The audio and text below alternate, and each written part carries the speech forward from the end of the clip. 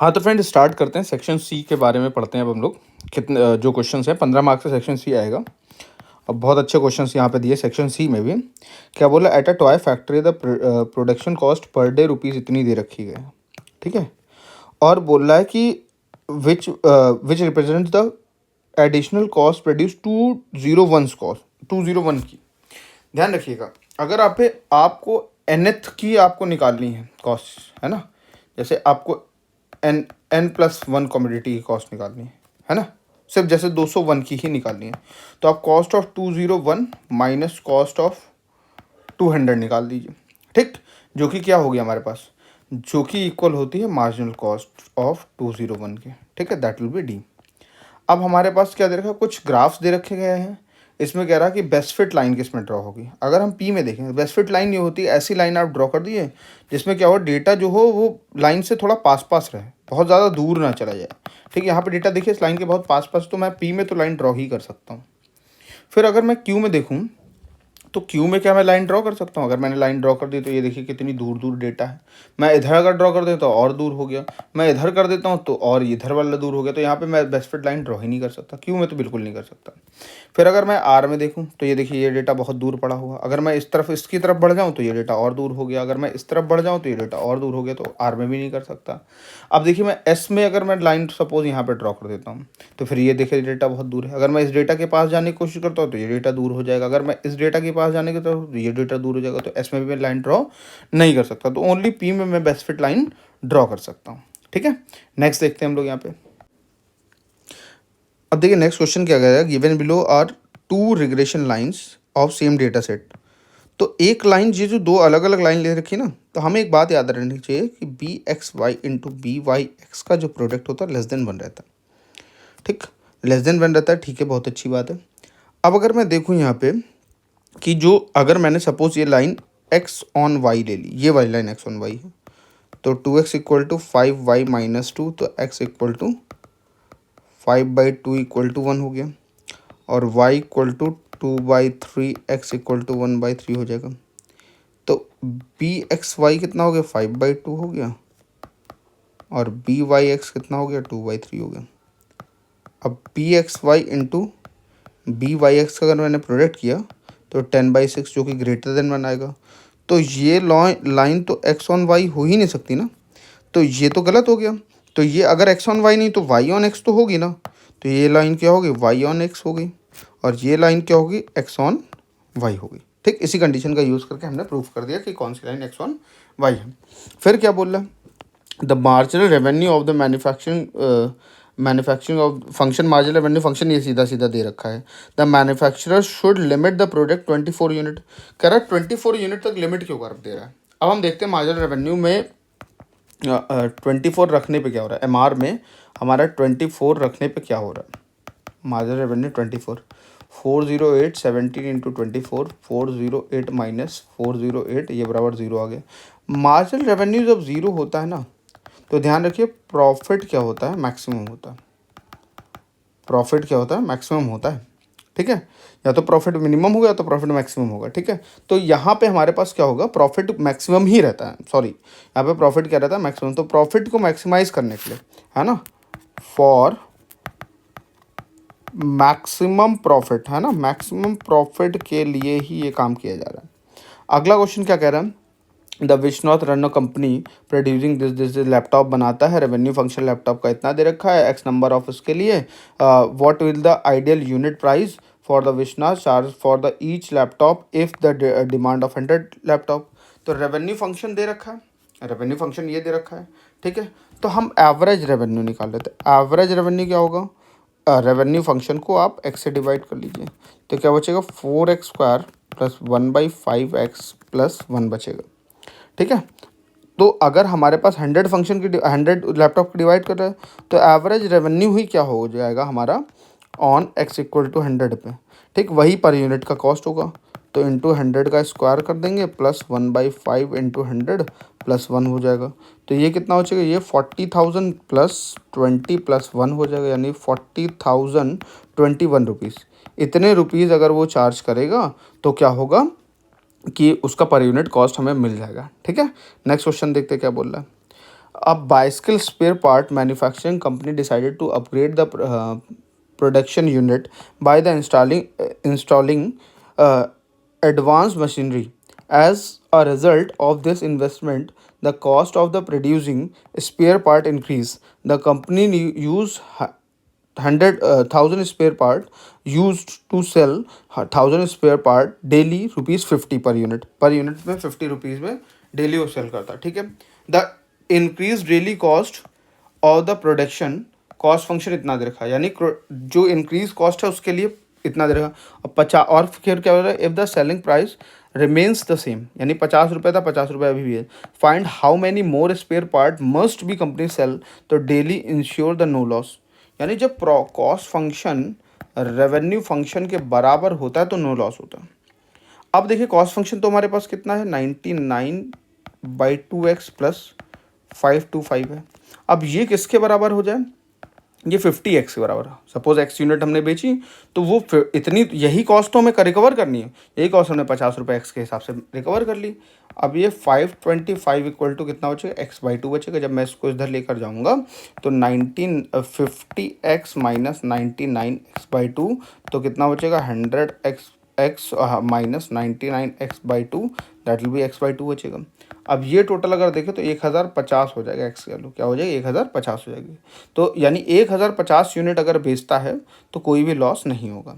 फिर अगला क्या बोल रहा है, the government department of culture organising art and craft exhibition, ठीक है। तो उसके बाद ये कहानी दे रखी है, उसके बाद उसका प्रॉफिट फंक्शन ये दे रखा गया है और कह रहा है कि प्रॉफिट को मैक्सिमाइज करना है। देखिए मैक्सिमाइज द प्रॉफिट, तो प्रॉफिट फंक्शन को मैक्सिमाइज करना, किसी भी फंक्शन को मैक्सिमाइज या मिनिमाइज करने के लिए फंक्शन को पहले वन टाइम डिफरेंशिएट करके जीरो के बराबर रख देते हैं। तो हमने इसको वन टाइम डिफरेंशिएट करके जीरो के बराबर रखा। फिर जो वैल्यू आती है एक्स की ना, उसको सेकेंड टाइम डिफरेंशिएट करते हैं, अगर वो लेस देन जीरो आ रही है एट एक्स पे तो ही हम कहेंगे मैक्सिमाइज हो रहा है।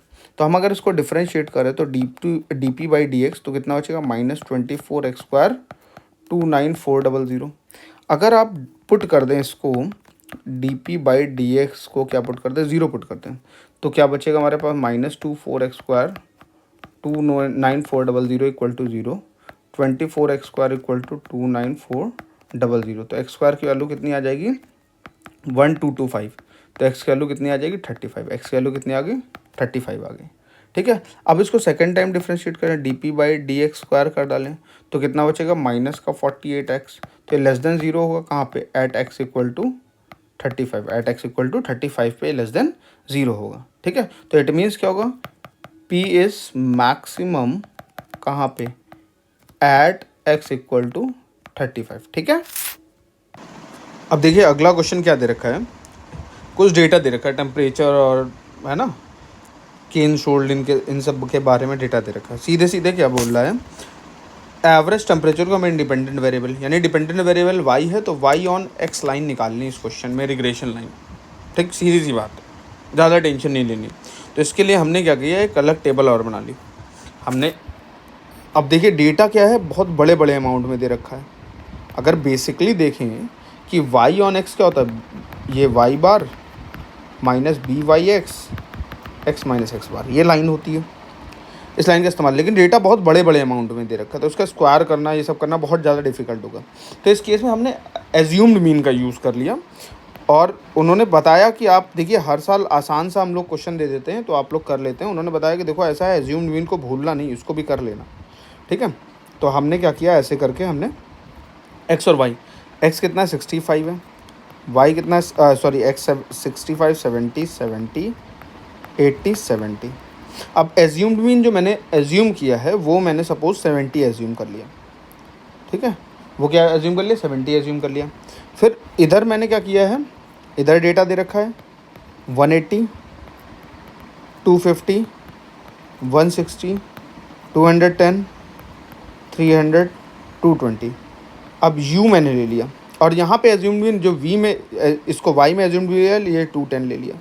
तो u क्या होगा, u होगा हमारे पास x माइनस ए, यू क्या होगा, x माइनस ए हो जाएगा, v क्या हो जाएगा, y माइनस बी हो जाएगा।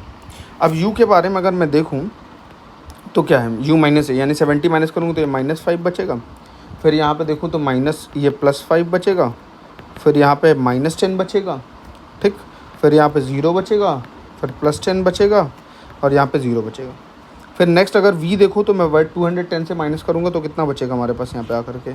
इसको अगर मैं इसमें 280 में से ये माइनस कर दूँ तो बचेगा मेरे पास -30। फिर क्या बचेगा, +40 मेरे पास बचेगा, फिर -50 बचेगा, फिर 0 बचेगा, फिर +90 बचेगा, फिर +10 बचेगा। अब देखिए हम लोग क्या कर सकते हैं यहाँ पे, ठीक है। देखिए अब नेक्स्ट टाइम क्या कर सकते हैं हम लोग यहाँ पे, ठीक। अब हमें ज़रूरत क्या होगी इसके रिस्पेक्ट में, बी वाई एक्स जो एज्यूम्ड मीन के रिस्पेक्ट में होता है वो क्या होता है, u इंटू वी का summation -1/n summation u summation v upon summation u into summation v upon summation u square -1/n summation u का होल स्क्वायर, ठीक है। तो अब मुझे u इंटू वी चाहिए तो मैं u इंटू वी निकाल लेता हूँ। तो ये क्या बचेगा, प्लस का 150, फिर ये देखें 200 बचेगा और ये 500 बचेगा, फिर 0 बचेगा, फिर 900 बचेगा, फिर 0 बचेगा, ठीक है। अब मैं क्या करूँगा और मुझे एक यू स्क्वायर भी चाहिए तो मैं एक जगह पे यू स्क्वायर का डेटा बना लेता हूँ, ठीक। तो यू स्क्वायर कितना हो जाएगा, 25, 2500, 0, 100 और 0 हो गया, ठीक है। अब अगर मैं देखूँ यहाँ पे, ठीक, तो अगर मैं समेशन यू करता हूँ, समेशन यू कितना बचेगा, समेशन यू 0 बचेगा, समेशन वी देखता हूँ तो कितना बच रहा है, 60 बच रहा है। समेशन यू इंटू वी देख रहा हूँ तो मैं कितना बच रहा है, समेशन यू इंटू वी 1750 बच रहा है, ठीक। समेशन यू स्क्वायर कितना बच रहा है, वो 250 बच रहा है, ठीक है। अब अगर मैं इसमें बी वाई एक्स की वैल्यू देखता हूँ तो क्या बचेगा, summation U into V -1/n summation U into summation V, ठीक, अपॉन, ठीक, समेशन यू स्क्वायर ये 1/n समेशन यू का होल स्क्वायर। जब ये वैल्यू रखेंगे तो कितना बचेगा, 1750 अपॉन, यहाँ टोटल डेटा कितना है, 6 डेटा है। देखिए काउंट कर लीजिए, 1 2 3 4 5 6, 6 डेटा है। 1/6 समेशन यू 0 ही है तो आगे लिखने की ज़रूरत नहीं है। समेशन यू स्क्वायर 250 है। तो जब मैं इसको सिंप्लीफाई करूँगा तो कितने टाइम जाएगा, 175 डिवाइडेड बाई 25, तो ये 7 टाइम्स चला जाएगा। बी वाई एक्स की वैल्यू आ गई। अब देखिए हम एक्स बार कैसे निकालेंगे, एक्स बार क्या होगा, a plus summation u by n. तो ए की वैल्यू हमने एज्यूम मीन ए कितना ले रखा है, वो 70 है, ये 70 हो गया। वाई बार क्या होगा, B plus summation V upon N हो जाएगा। बी कितना है, 210 है और प्लस 60/10 हो गया, समेशन वी 10 था तो 220 आ गया। अब लाइन जो है वो क्या है, y minus y bar b Y x, x minus x bar है। वाई बार कितनी है, 220 है, बी वाई एक्स की वैल्यू 7 है, ये एक्स माइनस 70 हो जाएगा। अब ज़रा इसको हम लोग 220 तो यहाँ लिखा हुआ है, ठीक है, अच्छी बात है, ठीक। ये y माइनस 220 7x माइनस 490 हो जाएगा। जब इसको ये 7x कर लेंगे तो इधर चला जाएगा तो कितना बचेगा, 270, ठीक है। तो ये हमारी लाइन कौन सी बन गई, that is y on x line हो गई, ठीक है। तो यही क्वेश्चन था, क्वेश्चन बहुत आसान था ये वाला। बस इसमें ध्यान देने वाली बात थी कि उन्होंने बताया कि इस मेथड को आप निगलेक्ट मत करिए, ठीक है। हम दे भी सकते हैं कभी भी एग्ज़ाम में, ठीक है। हाँ तो फ्रेंड्स नेक्स्ट क्वेश्चन देखते हैं क्या दे रखा गया हमारे पास। एक z है उसको हमें मैक्सिमाइज़ करना है। ये सब्जेक्ट्स टू कंस्ट्रेंट दे रखे गए हैं, इसके रिस्पेक्ट में हमें z को मैक्सिमाइज़ करना है, ठीक है। तो इसके लिए हमें ग्राफ बनाना पड़ेगा। ग्राफ थोड़ा सा हम इस पेपर को छोटा कर लेते हैं, ठीक है। ग्राफ के लिए ऑलवेज आप जितना बड़ा स्पेस लें उतना अच्छा है आपके लिए। ग्राफ के लिए आप जितना बड़ा स्पेस लें उतना बेहतर है आपके लिए, ध्यान रखिए। ग्राफ के लिए आप जितना बड़ा स्पेस लेंगे उतना बेहतर। तो अब मैंने क्या किया कि मैं अपना ग्राफ बना ही लेता हूँ। तो मैंने ये ऐसे करके स्केलिंग ले ली, ठीक है। ये मेरा ग्राफ प्रिपेयर हो रहा है, ठीक, ये ऐसे हो गया मेरा। अब मुझे क्या चाहिए, मुझे मेरे सब्जेक्ट कंस्ट्रेंट क्या है, एक तो कंस्ट्रेंट मेरा है 2x plus less than 20, 2x plus Y less than 20 है, ठीक है। दूसरा कंस्ट्रेंट कितना है, 3x minus 2y is greater than 16 है। तीसरा x इज़ लेस देन 9 और y is greater than. Friends इसके लिए अब हम लोग ग्राफ बना लेते हैं। देखिए ग्राफिकल मेथड का मतलब ये होता है कि आप पूरा क्वेश्चन ग्राफ की हेल्प से सॉल्व करें। कभी कदार अगर फंस जाए तो ग्राफ का यूज़ ना भी करें तब भी चल जाएगा, बिना ग्राफ के बन जाएगा, ठीक है। मीन्स कि ग्राफ में जो ग्रिड्स हैं उनका यूज़ ना करें तब भी बन जाएगा हम, लेकिन इस क्वेश्चन में कोशिश करेंगे पूरा हम ग्राफ की ग्रिड्स का यूज़ करें जो भी है। ठीक है, तो पहला पार्ट जो हमें दे रखा गया है उसमें क्या बोल रहा है, पहली लाइन जो है x plus 2x plus Y is less than 20। अगर मैं x यहाँ पे 0 कर दूँ तो y की वैल्यू मेरी कितनी है, 20। तो इट मीन्स मुझे 20 पे एक मार्क करना है, 20 पे मैंने एक y इक्वल टू 20 पे एक मार्क कर लिया। ठीक है, और फिर मैं y 0 कर दूंगा तो x की वैल्यू क्या हो जाएगी, 10 हो जाएगी। फिर मैंने 10 पे एक मार्क कर लिया। ठीक, अब मैं इन दोनों लाइन को कर दूंगा ज्वाइन, इन दोनों पॉइंट को कर दूंगा ज्वाइन। ठीक, इन दोनों पॉइंट को मैंने लाइन की हेल्प से ज्वाइन कर दिया। ठीक, ये रहा। अब इसमें लिखा हुआ है 2x plus Y is less than 20, यानी ये क्या है, 20 से छोटा है। तो इट मीन्स क्या है कि मैं देखता हूँ 0 0 ओरिजिन मेरी किस तरफ पड़ेगी। ओरिजिन अगर मैं देखूँ तो ये मेरा 0 0 है। ठीक है, ओरिजिन मेरा कहाँ पे पड़ेगा, अगर मैं इसको 0 0 पुट कर दूंगा तो मेरा ग्राफ ओरिजिन की तरफ जाएगा, क्योंकि ये ट्रू हो जाएगा। Less than 20, 0 is less than 20, बिल्कुल सही है। तो मेरा ग्राफ ओरिजिन की तरफ जा रहा है, मतलब मेरी जो लाइन है ये ओरिजिन की तरफ मूव कर सकती है। और इस लाइन को मैंने अलग से लिख लिया है, ये क्या है, 2x plus Y equal to 20। अब मैं दूसरी लाइन में क्या कर रहा हूँ, सेकंड लाइन में मैंने x 0 कर दिया तो y की वैल्यू आ रही है मेरे पास -8।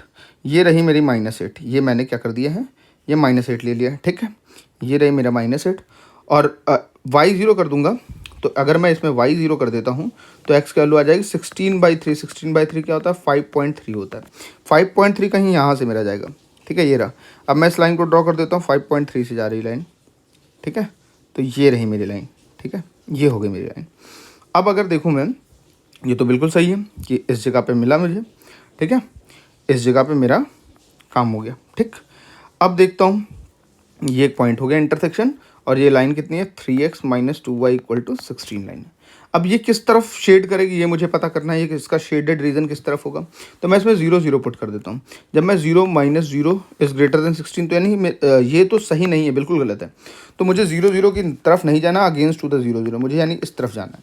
ठीक, फिर उसके बाद नेक्स्ट लाइन देखता हूँ। नेक्स्ट लाइन क्या दे रखा है मुझे, नेक्स्ट लाइन मुझे बता रखी है x is less then 9। x is less then 9, तो 9 से छोटा, 9 से जाने वाली लाइन कौन सी होगी हमारे पास, यही होगी लाइन, 9 से जाने वाली लाइन। ठीक है, ये हमारी 9 से जाने वाली लाइन होगी। ठीक, ये हमारी 9 से जाने वाली लाइन होगी। अब लेस देन रहेगी तो यानी ये वाला पॉइंट भी एक हो गया। लेस देन मतलब इस तरफ रहेगा। ठीक है, ये रहा इस तरफ। ठीक है, और y is greater than 1, y is greater than 1, y यहाँ पे हमारे पास हो गया। ठीक है, y इक्वल टू 1 हमारे पास यहाँ से ऐसे जाएगा। क्लियर है। तो अब ये कह रहा है कि 1 से बड़ा है, तो 1 से बड़ा मतलब मेरा मोस्ट जो कॉमन रीज़न है, शेडेड रीज़न, वो मेरा ये रहा। ठीक है, इतने से मेरा काम चल रहा है, तो मैं इतने को थोड़ा सा जूम कर लेता हूँ। अब देखिए मेरे पास ये जो कॉर्नर पॉइंट आ गए, इन कॉर्नर पॉइंट को मैं मार्क कर लेता हूँ। ये रहा मेरा कॉमन रीजन का कॉर्नर पॉइंट। ये ए है, ये बी है, ये सी है, डी है। जो पॉइंट ए मुझे ग्राफ में दिख रहा है वो ए वाला पॉइंट जो दिख रहा है, मैंने कॉर्नर पॉइंट लिखा। ठीक है, और इस तरफ मैं जेड लिखूँगा, ये जेड रहा। कॉर्नर पॉइंट मुझे ए कितना दिख रहा है, ए दिख रहा है मुझे 8,4। कॉर्नर पॉइंट बी जो मुझे दिख रहा है वो क्या दिख रहा है, मुझे दिख रहा है 9,2। देखिए मुझे क्या कॉर्नर पॉइंट क्या दिख रहा है, 9,2 दिख रहा है। ठीक है, ये रहा मेरा 9,2।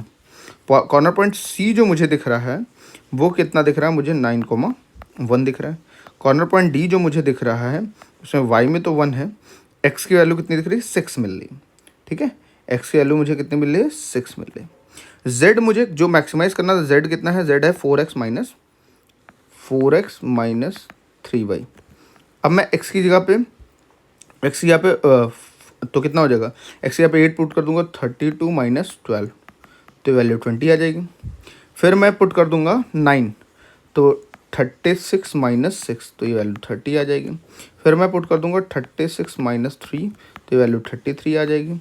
फिर नेक्स्ट वैल्यू कितना है, 24 माइनस 3, ये 21 हो जाएगी। तो मैक्सिमम कहाँ पे है, मैक्सिमाइज करना था मुझे, तो z मैक्सिमम कहाँ पे है, z मैक्स कहाँ पे है, 33, ऐड कहाँ पे, 9,1 पे। तो ये मेरा सोल्यूशन हो जाएगा। ठीक है फ्रेंड्स, तो ग्राफ को थोड़ा अच्छे से बनाइएगा और ग्राफ में ही ये आपका सोल्यूशन मिल जाएगा। हाँ तो फ्रेंड नेक्स्ट क्वेश्चन देखते हैं क्या बोला है। Soap company manufacture 2 varieties of soap using 2 machines at a time. ठीक है, क्या बोल रहा है, फिर उसके बाद क्या बोल रहा है, taken each machine manufacture one batch of each variety of soap given below. Soap A पे 1 घंटे मशीन 1 काम करती है, 1 घंटे मशीन 2 काम करती है। सोप बी पे 2 घंटे मशीन 1, 1 घंटे मशीन 2। मशीन 1 और मशीन 2 12 घंटे और 10 घंटे से ज़्यादा नहीं चल सकती हैं। और सोप ए पे प्रॉफिट 3,000 का हो रहा है और बी पे 4,000 का प्रॉफिट हो रहा है। तो इट मीन्स क्या है कि जो प्रॉफिट फंक्शन मेरा है, मैंने सोप एक्स ए को एक्स मान लिया, बी को वाई मान लिया। प्रॉफिट फंक्शन इस पे कितने का प्रॉफिट हो रहा है, 3,000 का, और इस पे 4,000 का। ये हमारे पास जेड हो गया। अब उसके बाद देखेंगे कि एक्स प्लस वाई, यानी अगर मैंने इसको एक्स लिया, इसको वाई ले रखा है, तो एक्स प्लस 2y ये ऑलवेज लेस देन किससे रहने वाला है, 12 से रहने वाला है। फिर X plus Y is less than 10 रहने वाला है। अब x इज़ ग्रेटर देन 0 रहेगा, y इज़ ग्रेटर देन 0। क्यों? क्योंकि या तो मशीन चलेंगी या तो नहीं चलेंगे। अब हमें बताना है कि मैक्सिमाइज प्रॉफिट करना है, प्रॉफिट मैक्सिमम कब होगा ये बताना है हमें। ठीक है, कोई बात नहीं, हम लोग इसके लिए ग्राफ बना लेते हैं। हमने हाँ तो फ्रेंड जो गिवन डेटा था उसके अकॉर्डिंग लाइन ड्रॉ करते हैं। जब x 0 कर देंगे तो y की वैल्यू 12 मिलेगी। y की वैल्यू कितनी मिल रही है, 12 मिल रही है, सॉरी 6 मिलेगी। 0 कॉमा हमने 6 कर लिया, एक पॉइंट हमारे पास ये हो गया। और जब y 0 कर देंगे तो x की वैल्यू 12 मिलेगी। ये रहा हमने, अब इन दोनों पॉइंट को कर दिया हमने ज्वाइन, ये रहा हमने ज्वाइन कर दिया। ठीक, ये हमारा ज्वाइन हो गया। अब फिर उसके बाद x 0 करेंगे तो y की x 0 करेंगे तो y की वैल्यू 10 मिलेगी सेकंड लाइन में, और y 0 कर देंगे तो x की वैल्यू भी 10 मिलेगी। इन दोनों पॉइंट्स को ड्रॉ कर ज्वाइन कर दिया। अब क्या बचा हमारे पास, ये रहा। ठीक है, अब इन दोनों पॉइंट से होकर जाने वाली लाइन ये रही। अब देखिए इसमें क्या कह रहा था, ये लाइन है x plus 2y is less than 12 और ये लाइन है x plus Y is less than 10। अब इन दोनों पॉइंट लाइन में क्या दिक्कत है, इसमें क्या है कि ये इसमें किस तरफ शेड करना है, ये इंपॉर्टेंट पॉइंट है। तो अगर मैं देखूँ पहली लाइन में 0 0 डाल दूँ, x की जगह पे 0, y की जगह 0 लेस देन 12, तो ये बात ट्रू है। तो यानी ये वाली लाइन 0 की तरफ शेड कर रहा है ना, 0 की तरफ इसका शेडेड रीजन आएगा। ठीक, फिर उसके बाद दूसरी लाइन में x 0 कर दूँ, y 0 कर दूँ, तो ये वाली लाइन भी क्या है, 0 की तरफ शेड होगी। ये रही 0 की तरफ शेड होगी। ठीक है, ये भी 0 की तरफ शेड हो जाएगी। तो मोस्ट कॉमन रीजन हमारे पास क्या आ गया, ये आ गया। मोस्ट कॉमन रीजन हमारे पास ये आ गया। पॉइंट ऑफ इंटरसेक्शन अगर इसका देखें तो क्या मिल रहा है, 8,2। क्या मिल रहा है, 8,2। तो यानी हम अगर देखें, हमें जो प्रॉफिट मैक्सिमाइज करना था उसके बारे में बात करें तो ये कॉर्नर पॉइंट है और जेड। तो जेड मेरा क्या है, जेड मेरा है 3,000x प्लस 4,000y। ये कितना है, 3,000x प्लस 4,000y। तो कॉर्नर पॉइंट मेरा ए है, ये मेरा बी है, और ये मेरा सी है, और ये मेरा डी है। तो डी पे तो 0 0 हो जाएगा, एक कॉर्नर पॉइंट डी है, तो डी पे तो 0, नो प्रॉफिट हो गया। ए पे क्या हो जाएगा हमारे पास, ए क्या है, 0,6 है। 0,6 पे देखें तो 24,000 का प्रॉफिट होगा। फिर बी मेरा क्या है, ये 10,0, इस पे देखें तो मेरा 30,000 का प्रॉफिट होगा। और सी मेरा कितना है, सी है 8,2। तो ये 24,000 प्लस 8,000 टोटल मिला के बन जाएगा 32,000। यानी मैक्सिमम प्रॉफिट कहाँ पे हो रहा है, 8,2 पे। अगर मैं x यानी सोप 1 कितना बनाऊँ, 8 बनाऊँ, और सोप 2 2 यूनिट बनाऊँ, तो मेरा मैक्सिमम प्रॉफिट होगा अकॉर्डिंग टू दिस ग्राफ। ठीक है, तो मैंने देखिए ग्राफ पेपर का ही, ग्राफ का ही यूज़ किया, उसके थ्रू ही बनाया। ठीक है, तो thank you friends, thank you very much. मैंने पूरा पेपर डिस्कस कर लिया। प्लीज़ अपने फ्रेंड्स से उसको जरूर शेयर करिएगा। मैं कोशिश करूँगा कि कंप्लीट सिलेबस आपका डाल पाऊँ यहाँ पे मैं वीडियो के through. Thank you friends, thank you very much.